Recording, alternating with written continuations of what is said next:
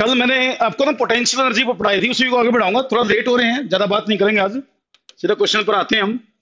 तो कल मैंने ये क्वेश्चन करवाया था कि भाई potential energy is equal to k Q1 Q2 by r. K Q1 Q2 by r, ये पोटेंशियल एनर्जी हमने कल फार्मूला डिराइव किया था दो पार्टिकल की। आज लिख रखे तीन पार्टिकल, तीन पार्टिकल थे, दो की बजाय तीन ले लिया हमने।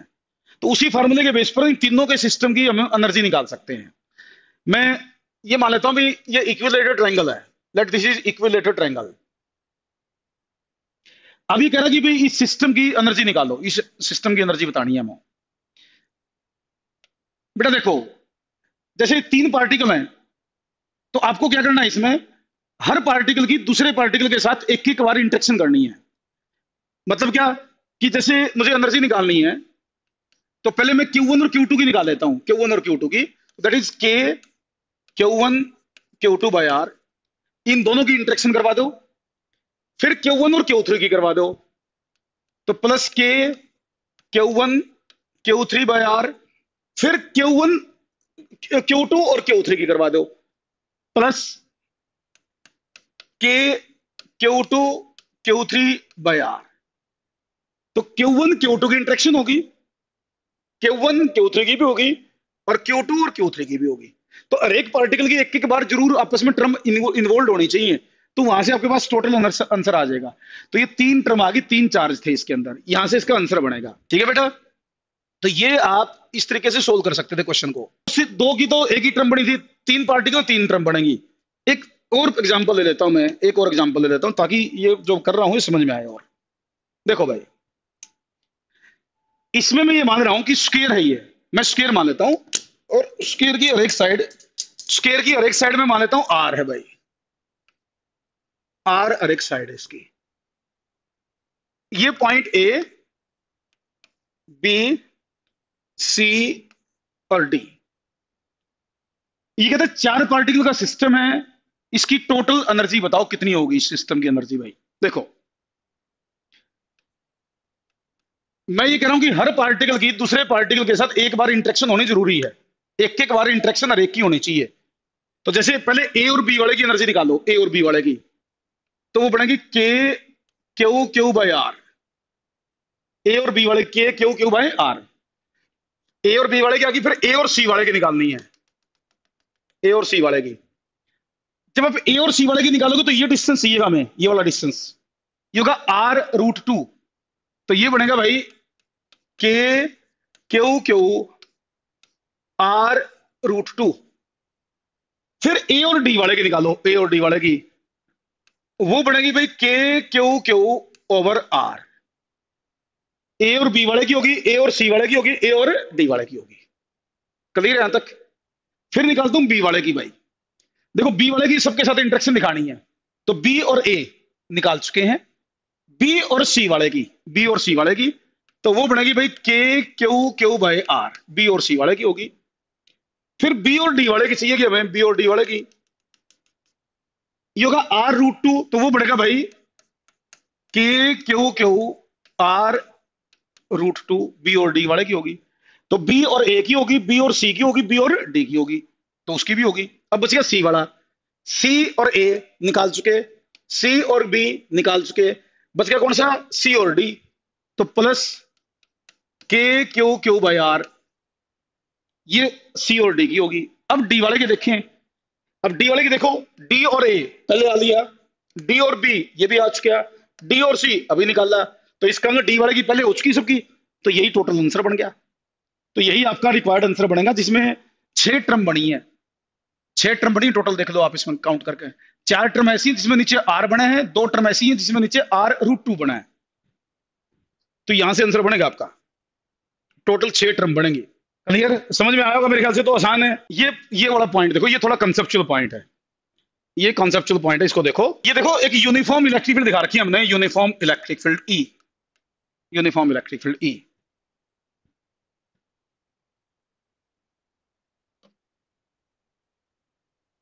अब इसमें ये क्यू चार्ज है। क्वेश्चन ये है बेटा कि ये जो क्यू चार्ज है ना, इसकी एनर्जी बतानी है मुझे, इस क्यू चार्ज की एनर्जी बतानी है।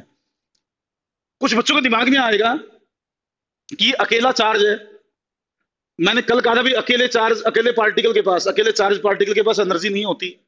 तो दिमाग में आ सकता भी अकेला पार्टिकल तो एनर्जी नहीं हो, तो जबकि ये नहीं है। मैंने ये कहा था कि अगर किसी पार्टिकल के साथ इलेक्ट्रिक इंटरेक्शन ना हो, मेरी बात को सुनना, अगर किसी पार्टिकल के साथ इलेक्ट्रिक इंटरेक्शन ना हो, इलेक्ट्रिक फोर्स उस पर ना लगे, तो उसके अंदर इलेक्ट्रिक पोटेंशियल एनर्जी नहीं आती। यहां पर इलेक्ट्रिक इंटरेक्शन होगा इस इलेक्ट्रिक फील्ड के कारण, तो इस चार्ज पार्टिकल के पास एनर्जी होगी।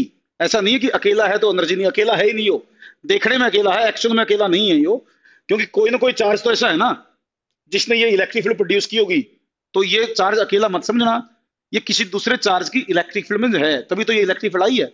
कोई तो चार्ज होगा इसको प्रोड्यूस करने वाला, हमने वो चार्ज नहीं दिखा रखा है, इलेक्ट्रिक फील्ड दिखा रखी है और ये चार्ज दिखा रखा है। तो इसको अकेला मत सोचना, कोई ना कोई इसके आसपास चार्ज जरूर है, तभी ये इलेक्ट्रिक फील्ड आई है। इसका मतलब इस पार्टिकल के पास कुछ एनर्जी है। अब कितनी एनर्जी है पूछना, ये बात है, मेन है बात, ये कितनी एनर्जी इसके पास है।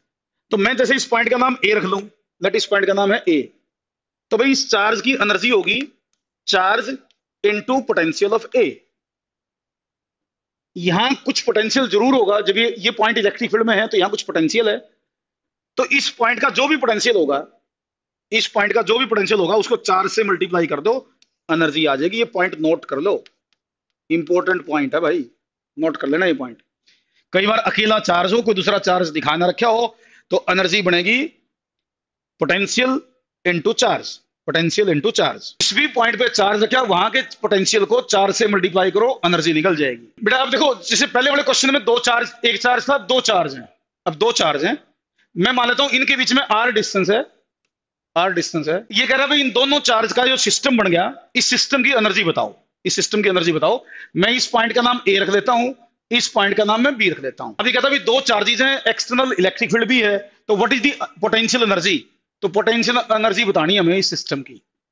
तो पोटेंशियल एनर्जी बनेगी भाई के Q1 Q2 बाय आर। एक तो निकालो इन दोनों की आपस की, इन दोनों की आपस की एनर्जी निकाल लो, वो बने k Q1 Q2 by r plus Q1 into potential of A, Q1 into potential of A plus Q2 into potential of B. Answer आएगा भाई। हाँ, जीरो नहीं आएगी बेटा, जीरो नहीं आएगी, जीरो नहीं आएगी। इसमें जो बताने वाली बात है ना वो यही है कि इन दोनों की आपस की इंटरेक्शन निकाल लो, Q1 into potential of A, Q2 into potential of B, तो यहां से आपका फाइनल आंसर बन जाएगा। ये क्या कह रहा है देखो, ये कह रहा है find the work done by external force and conservative force to change the distance between the two charges from r to 2r। Question को सुनो, ये क्या कह रहा है, दो चार्ज हैं, इनके बीच का डिस्टेंस है r, ये हमें इनका डिस्टेंस 2r करना है, इनका डिस्टेंस हमें 2r करना है, r डिस्टेंस है, डिस्टेंस 2r करना है। तो दो वर्क पूछे इसने, इसने पूछा एक तो work done by external force, work done by external force, एक इसने पूछा work done by conservative force, work done by external force and work done by conservative force, दो चीज इसने हमसे पूछी हैं। तो इसको कैसे सोल्व करना वो देखना हमने भाई। बेटा देखो, work done by external force का एक फार्मूला है, पहले तो ये ध्यान देना है। Work done by external force वो है potential energy final minus potential energy initial. ये नोट करो पहले तो, एक्सटर्नल फोर्स का वर्क निकालना हो तो चेंज इन पोटेंशियल एनर्जी से निकलेगा, change in potential energy, delta U, इसको डेल्टा यू भी कह सकता हूं मैं, डेल्टा यू। और अगर हमें कंजर्वेटिव फोर्स का वर्क निकालना है, कंजर्वेटिव का, तो बेटा होगा minus of delta U, that is minus of you final minus you initial. पहले ये दोनों चीज नोट कर लो, इनको लिख लो भाई। एक्सटर्नल फोर्स का वर्क है, नहीं बेटा एक बार मैं बताऊंगा, लक्ष्य है, मेरी बात को सुनो पहले ध्यान से, एक बार लिखो ये चीज, फिर मैं कोई चीज पॉइंट बताऊंगा। देखो इसमें ये जो चीज लिखी है ना आपने, इसमें हम ये मानते हैं कि कंजर्वेटिव फोर्स उसका वर्क एक्सटर्नल फोर्स के इक्वल एंड अपोजिट है। ये अपोजिट से मेरा मतलब नेगेटिव के बराबर है, डायरेक्शन नहीं, अपोजिट नेगेटिव से बराबर। तो एक्सटर्नल फोर्स का वर्क निकालना तो u final minus you initial कर दो, कंजर्वेटिव का निकालना तो minus of you final minus you initial कर दो। तो जैसे इस केस में है, यू इनिशियल क्या आएगा, यू इनिशियल आर डिस्टेंस के हिसाब से आएगा के Q1 Q2 by are. You final 2R के हिसाब से आएगा, तो यू फाइनल होगा के Q1 Q2 बाय 2R। इसमें आर के हिसाब से यू इनिशियल निकालो, 2R के हिसाब से यू फाइनल निकाल लो, तो W external is equal to k Q1 Q2 bye 2R minus के Q1 Q2 बाय आर। और इसको सोल्व करोगे तो W एक्सटर्नल मेरे ख्याल से माइनस के Q1 Q2 बाय 2R, ये आएगा W एक्सटर्नल के Q1 Q2 bye 2R minus के Q1 बाय 2R, तो माइनस के Q1 Q2 बाय 2R आएगा एक्सटर्नल, नेगेटिव साइन के साथ आएगा। और कंजर्वेटिव वाला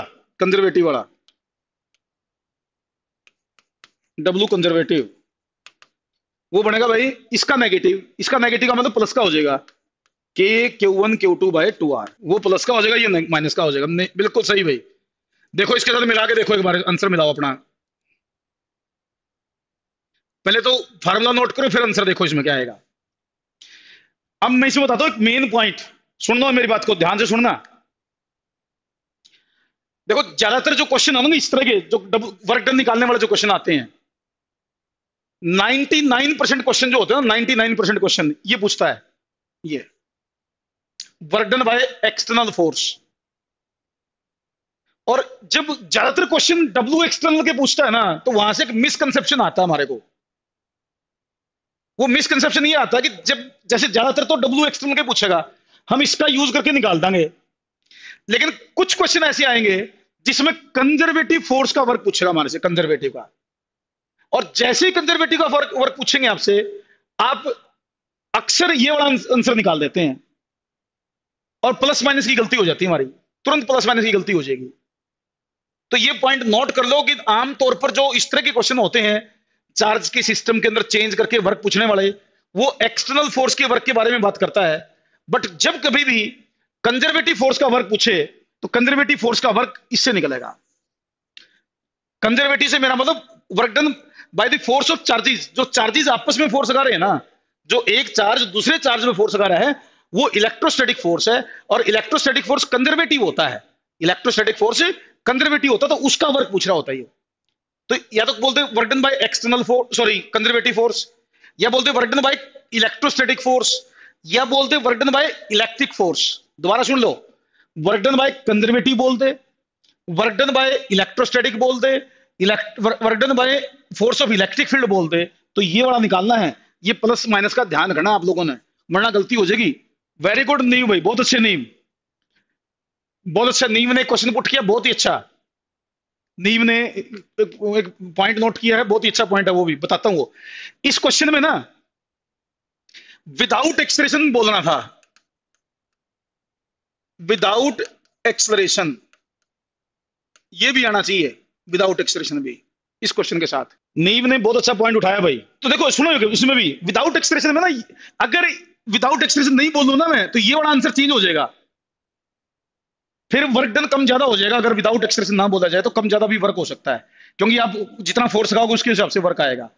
ये जो आंसर निकाल रहे हैं ना, इसमें हम ये मान के चल रहे हैं कि हमने एक्सलेरेशन प्रोड्यूस नहीं किया, और हमारा फोर्स और conservative force equal and opposite है। ये जो क्वेश्चन हमने लिख रखा है, इसमें हम ये मान के चल रहे हैं कि हमारा फोर्स और electrostatic force equal and opposite है, तब हम ये डिस्कशन कर रहे हैं, और उस टाइम एक्सलेरेशन 0 है। नहीं, बहुत अच्छे भाई, क्यों पढ़ो, एक बार स्टेटमेंट को पढ़ो। ये क्या कह रहा है, find the speed of two charges if charges are released from rest and they repel each other when their distance becomes 2r। Distance 2r जब हो जाएगा तब की बात करें। Only electrostatic forces are acting between the charges. Question को समझ लो भाई, इसको यहां समझो एक बार। पहले ये दो चार्ज हैं, r डिस्टेंस पर रखे हुए हैं, डायग्राम में दिख रहा होगा आपको। पहले ये रेस्ट में है, रखे होने का मतलब रेस्ट में ही है। ये आपस में रिपेल करेंगे, हम इनको छोड़ देंगे। तो ये कह रहा कि भाई जैसे एक चार्ज इधर जाएगा, एक चार्ज इधर जाएगा, थोड़ा डिस्टेंस बड़ा कर दूं इनका मैं, एक चार्ज इधर जाएगा, एक इधर जाएगा। तो ये कह रहा है कि जिस टाइम इनके बीच का डिस्टेंस 2r हो जाएगा, जिस टाइम इनके बीच का डिस्टेंस 2r हो जाएगा, उस टाइम इनकी स्पीड बतानी है। पहले इनका डिस्टेंस r था, रिपल्सन के कारण दूर जाएंगे, तो जब इनका डिस्टेंस 2r हो जाएगा उस टाइम ये बताइए इनकी स्पीड क्या है। एक पॉइंट नोट कर लो। अब 4-5 क्वेश्चन में उस एक कंसेप्ट से रिलेटेड करवाऊंगा, साथ साथ एक ही कंसेप्ट से रिलेटेड 4-5 क्वेश्चन करवाऊंगा। वो कंसेप्ट क्या है? वो कंसेप्ट है law of conservation of mechanical energy. Law of conservation of mechanical energy, ये है law of conservation of mechanical energy. देखो law of conservation of mechanical energy क्या कहता है, मैं 11th की बात है रिमाइंड करवा देता हूं ताकि यूज करो तो दिक्कत ना आए। Law of conservation of mechanical energy ये कहता है कि अगर किसी सिस्टम में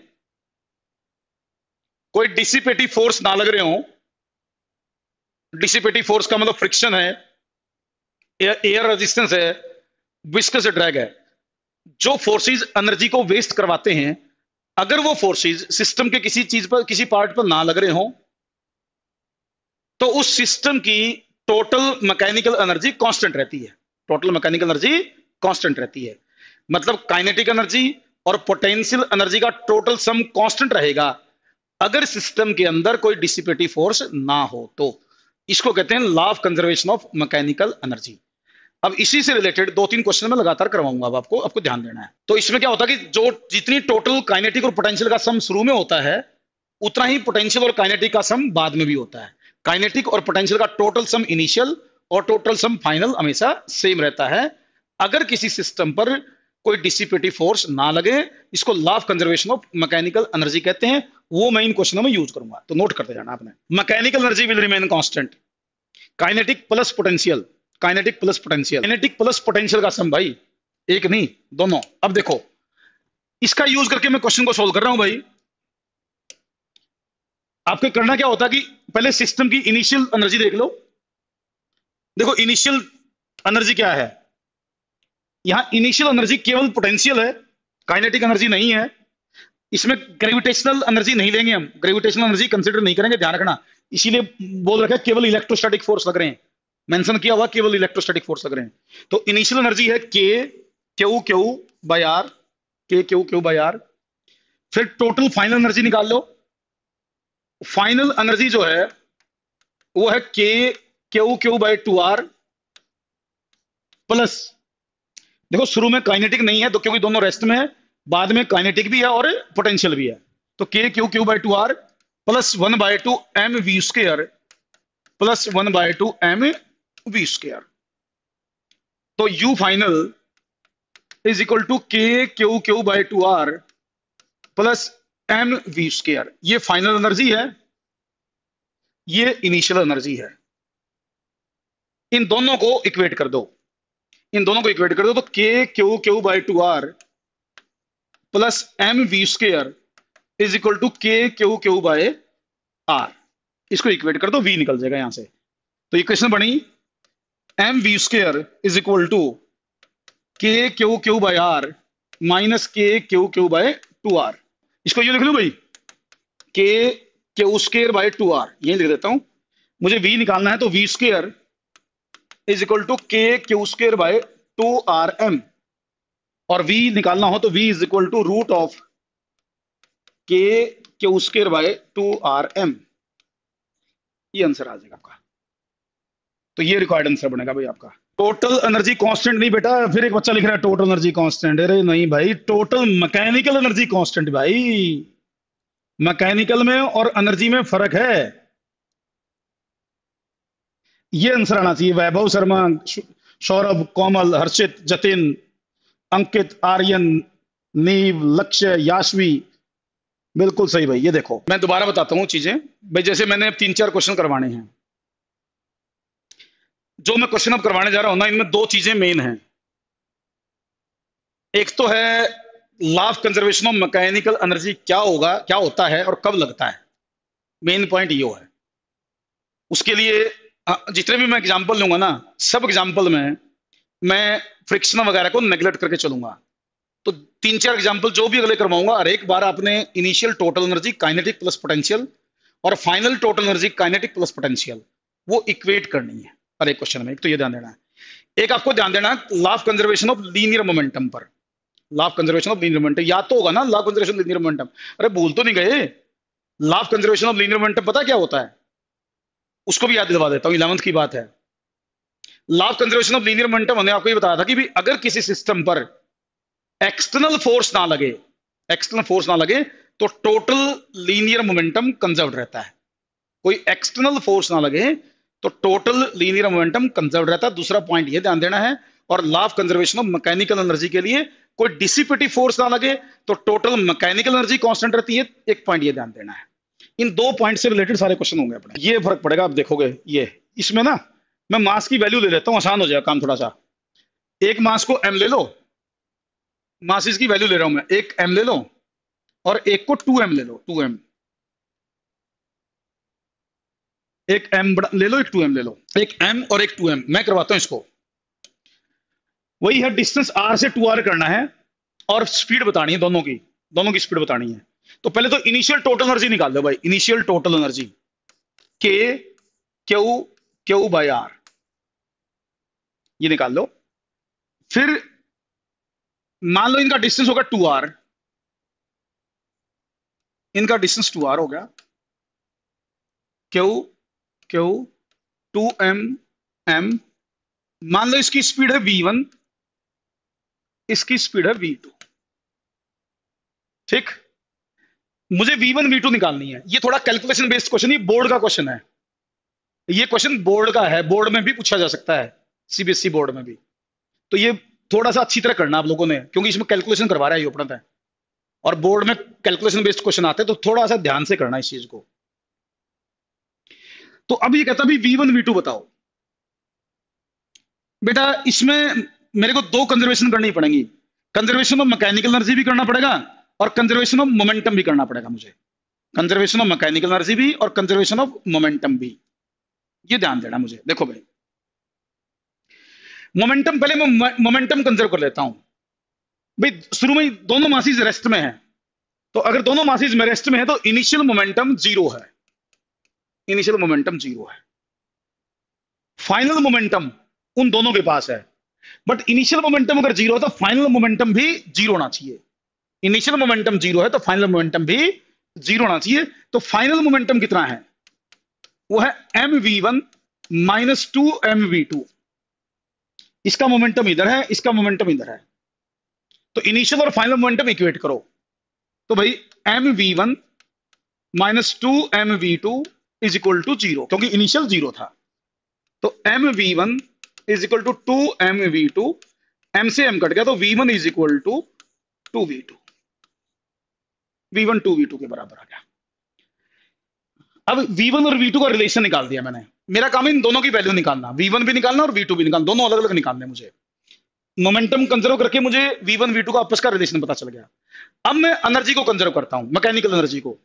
initial total mechanical, final total mechanical. Initial मैंने लिख दी, यहां केवल पोटेंशियल है, काइनेटिक नहीं है। यहां काइनेटिक और पोटेंशियल दोनों है, तो यहां टोटल एनर्जी कितनी है भाई? टोटल फाइनल एनर्जी कितनी है? टोटल फाइनल एनर्जी लिख लो, k by 2r plus 1/2 mv1 square plus 1/2 2mv2 square. k by 2r plus 1/2 mv1 square plus 1/2 mv2 square. ये आपकी फाइनल एनर्जी होगी, ये इनिशियल होगी। इस 2 से तो 2 काट लो, 2 से 2 काट लो। अब दोनों को इक्वेट कर दो। मेरा काम है v1 v2 निकालना, इक्वेट कर देता हूं। तो k square by 2r plus mv1 square plus mv2 square, ये 1/2 था इसमें, 1/2 equal to k square by r, k square by r। मैं ऐसा करता हूं, v1 की जगह यहां 2v2 पुट कर देता हूं, v1 की जगह 2v2, इसको उधर ले जाता हूं, इसको उधर ले जाता हूं। तो भाई इसको उधर ले जाता हूं एक तो, और v1 की जगह 2v2 पुट कर देता हूं। तो 1/2 m 2v2 square plus mv2 square is equal to k square by r minus k square by 2r। यहां से देखो, ब्रैकेट खोलोगे तो स्क्वायर खोलोगे तो यहां बचेगा 2m2 square plus m v two square is equal to k q square by 2r। मेरे ख्याल से तो ये बचेगा, ये हो गया भाई 3m2 square is equal to k q two by 2r, और v2 square is equal to k q square by 6mr। ये होगी v2 की वैल्यू। फिर v1 भी निकालना है, ध्यान रखना, v1 भी निकालना है। ये v2 स्क्वायर है, ये v2 स्क्वायर की वैल्यू भाई ध्यान रखियो, हमें चाहिए v2, तो अंडरूट ले लेना, इसका अंडरूट ले लेना, अंडरूट, और फिर डबल करके v1 लिख दो, डबल करके v1 लिख देना, फिर डबल करके। इसमें दोनों कंसेप्ट यूज हो गए, मोमेंटम भी कंजर्व हो गया, यहां से मोमेंटम कंजर्व हो गया, और यहां से मैकेनिकल एनर्जी कंजर्व होगी। मोमेंटम भी कंजर्व कर दिया और मैकेनिकल एनर्जी भी हमने कंजर्व कर दी, तब आंसर आएगा भाई आपका। तो कंसेप्ट तो आपको दोनों क्लियर होने चाहिए। मोमेंटम क्यों कंजर्व कर दिया मैंने? क्या मैं मोमेंटम कंजर्व करने के लिए सही कंसेप्ट लगा रहा हूं यहां? अरे बोलो भाई, क्या मैं यहां मोमेंटम को कंजर्व कर सकता था? कर सकता था, क्योंकि इसमें केवल इलेक्ट्रोस्टैटिक फोर्स लग रहे हैं, only electrostatic forces are acting, मतलब कोई फ्रिक्शन व्रिक्शन कुछ नहीं है, तो केवल इलेक्ट्रोस्टैटिक फोर्स लगे तो आप मोमेंटम को कंजर्व कर सकते हो। मैं एक क्वेश्चन और बना दूं, यही एक, हाँ बेटा, यहां एक क्वेश्चन और बनाता हूं मैं अभी ना, मैं एक क्वेश्चन और बनाता हूं। देखो मैं क्वेश्चन बनाता हूं यहां देखो मैंने ये दो जो केस लिए ना, दोनों जो एग्जांपल लिए, इसमें मैंने रिपल्सिव फोर्स ली है, फोर्स मैंने रिपल्सिव ली है। अगर फोर्स अट्रैक्टिव हो तो क्वेश्चन चेंज करता हूं मैं, अगर फोर्स अट्रैक्टिव हो तो फिर क्या करें भाई? मैं एक एग्जांपल उसका ले लेता हूं, कई बार बच्चों को दिमाग में आएगा रिपल्सन नहीं होना जरूरी है, कोई रिपल्सन होना कोई जरूरी नहीं है, अट्रैक्शन भी हो उसका है। देखो बेटा, एक चार्ज है क्यू, एक चार्ज है माइनस क्यू, एक क्यू चार्ज, एक माइनस क्यू चार्ज है, डिस्टेंस है आर, इनिशियली दोनों रेस्ट में है, इनिशियली दोनों रेस्ट में है, कोई ये इनके बीच में अट्रैक्शन होगी, हमने इनको रिलीज कर दिया, ये अट्रैक्शन के कारण नजदीक आ गए, अट्रैक्शन के कारण नजदीक आ गए। तो आपसे पूछा गया है कि जब इनके बीच का डिस्टेंस r/2 रह जाएगा, जब इनके बीच का डिस्टेंस r/2 रह जाएगा तो इनकी स्पीड बताओ। इनके मास में इक्वल ले रहा हूं, मास इक्वल होंगे तो स्पीड बराबर होंगी, मास इक्वल होंगे तो स्पीड बराबर होगी। तो ये कह रहा भी जब इनका डिस्टेंस r/2 रह गया, नजदीक आएंगे अब की बार अट्रैक्शन के कारण, तो इनकी स्पीड बताओ। Method wise same concept, initial energy निकालो, इनिशियल वो बढ़ेगी minus k q q by r, initial energy बढ़ेगी नेगेटिव। फाइनल एनर्जी निकालो, फाइनल एनर्जी वो बढ़ेगी minus k q q over r/2 plus 1/2 mv square plus 1/2 mv square. यहां से final energy बनेगी minus 2k q square by r plus mv square. Initial और final energy को equate कर दो, इनिशियल और फाइनल एनर्जी को इक्वेट कर दो, तो minus 2k q square by r plus mv square equal to minus k q q by r, और यहां से मुझे mv square is equal to minus k q square by r plus 2k q square by r, तो mv square k q square by r, और v देख लो यहां से क्या आई भाई, तो v is equal to k q square over m r, इसका root, ये आंसर हो। बस इसमें और कुछ नहीं, अट्रैक्शन का ले लिया मैंने एग्जांपल। अच्छा और ले लो एक एग्जांपल, अब तुम कर तो रही हो, एग्जांपल और ले लेता हूं, एक एग्जांपल और ले लेता हूं। देखो भाई सुनो, फिर तो आपको रिंग का पोटेंशियल पता है, रिंग का पोटेंशियल क्या होता है? रिंग का पोटेंशियल याद हो तो, what is the potential of ring? मैं याद दिलवाता हूं, मैं थोड़ा सा अच्छा क्वेश्चन बना रहा हूं भाई, मतलब अच्छा का मतलब है कि भाई सब चीजें अगर ध्यान होंगे तो ही क्वेश्चन सोल्व होगा, मुश्किल तो नहीं है, बस ठीक है। रिंग के पोटेंशियल का ये फॉर्मूला होता था k q over root of a square plus x square, a square plus x square, ये पोटेंशियल ऑफ रिंग का फॉर्मूला होता था। अच्छा चलो रिंग का ही पूछ लेता हूं पहले क्वेश्चन, फिर रिंग का ही क्वेश्चन पूछ लेता हूं। देखो बेटा, बेटा मान लो रिंग की रेडियस है ए, रिंग की ए रेडियस है, और रिंग पर टोटल चार्ज है क्यू, टोटल चार्ज क्यू है, रेडियस है ए, ये रिंग का सेंटर है। यहां कोई पॉइंट है, यहां रखेगा मैंने minus Q not charge, minus Q not charge ring की एक्सिस पर रखा हुआ है, minus Q not charge rest में है, इनिशियली रेस्ट में है, मास इसका m है। अच्छा ये जो डिस्टेंस है ना, ये डिस्टेंस ये भी a है, this distance is also a। Question क्या है समझो, क्वेश्चन समझो, क्वेश्चन ये है कि भाई अगर आप इस माइनस क्यू नोट चार्ज को छोड़ दो, इस माइनस क्यू नोट चार्ज को छोड़ दो, तो रिंग इसको अट्रैक्ट करेगी, रिंग इसको अट्रैक्ट करेगी।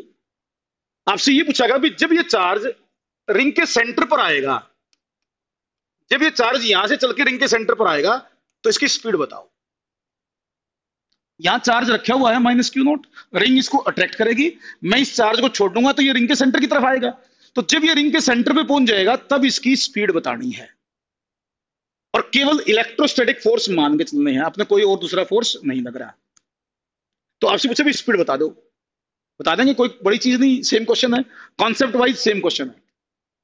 करना क्या है, यहां की टोटल इनिशियल एनर्जी निकाल लो, यहां की टोटल इनिशियल एनर्जी निकाल लो, यहां की टोटल फाइनल एनर्जी निकाल लो और इक्वेट कर दो। मैकेनिकल एनर्जी यहां की देख लो और सेंटर की देख लो, आंसर आ जाएगा। यहां की इनिशियल एनर्जी कितनी है, यहां की इनिशियल एनर्जी इसके पोटेंशियल के हिसाब से minus k q q not over root of a square plus a square. X की जगह ए आ गया, एक्स की जगह ए आ गया, तो ये इनिशियल एनर्जी बन गई। चार्ज को साइन के साथ पुट करना होता है, चार्ज को साइन के साथ, तो minus k q q not over under root a square plus a square, तो ये कितना बन गया, minus of k q q not over root two a, ये इनिशियल एनर्जी बन गई। फाइनल एनर्जी सेंटर की निकाल लो, सेंटर पर आने के बाद वो बनेगी minus k q q not over a plus 1/2 m v square. यहां काइनेटिक और पोटेंशियल दोनों होंगी, यहां काइनेटिक और पोटेंशियल दोनों होंगी, इक्वेट कर दो, आंसर आ जाएगा, इक्वेट कर दो बस, और कुछ नहीं है।